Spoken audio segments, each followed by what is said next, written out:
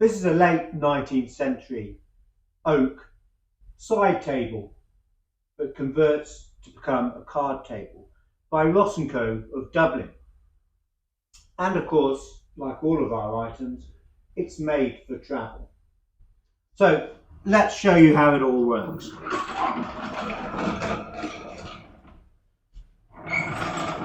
So the action to turn it into a card table is simply to draw the apron out like this. And you can see that we've got a nice storage space here. We'll come to that later. So that's where you put the legs for travel.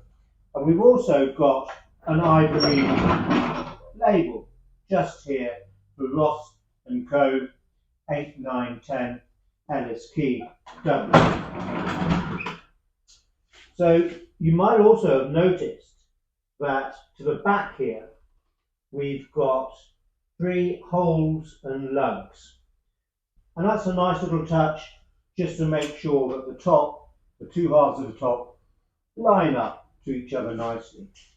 So we open it up and we see the bays, and we've got these nice demi-lude cutouts to the bays, which gives you a larger area to the corners where you can put your glass of claret or your gambling chips down. So there you've got your your card table for gambling away. You've got these good gilt brass hinges here which allow it to flip over completely. Now, as I said, it's made of oak, and that's an unusual timber for Ross & Co to use. We have had other pieces by Ross in oak, but not many. And what's interesting about this table as well, not just that it's in oak, but the top, which we can see from this line here, is made of 2 boards. And it's veneered on the top, just to tidy that up, to give a better looking finished surface when it's cleared and used as a side table rather than as a card table. But of course, being a campaign table and having a harder life than most domestic furniture, it does have some wear. So you've got a little bit of wear to the veneers here and here, a bit of damage to the front of the moulding here, a little bit of a dent. I mean, nothing that would particularly worry me, and in fact things I would probably expect to see on such a table. But it's also interesting that when they made the legs, one of the blanks before turning must have been slightly smaller than the others, because it's got a very slightly flat surface at the widest points. So I think the best thing to do is to show you how it dismantles, remove all the legs, and then I can show you details like the flat part of the turning and perhaps this wear to the veneer on the top. So let's dismantle it for you, and I think I'll speed up the film so we can get through it quicker.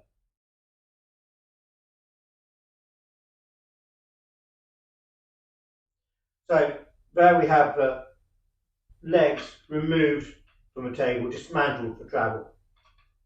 And I was talking before about one of the blanks of the legs being slightly smaller than the others, and we can see here where it's slightly flat just on the turning because the blank was a touch too small. We can also have a closer look at these brass and ceramic casters.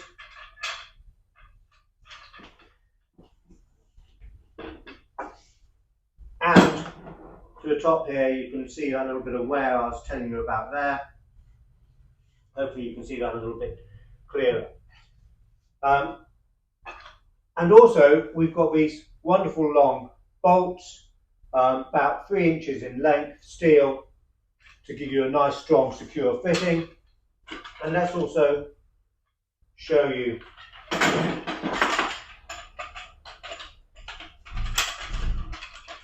Ross's numbering. So you can see here we've got a 4, and there'll be a corresponding 4 to its position under the table, and you've got a 2 there.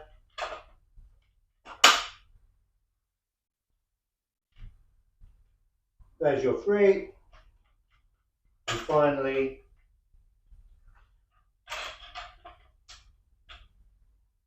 there's your 1. So with the legs removed for travel, they can be packed inside the table.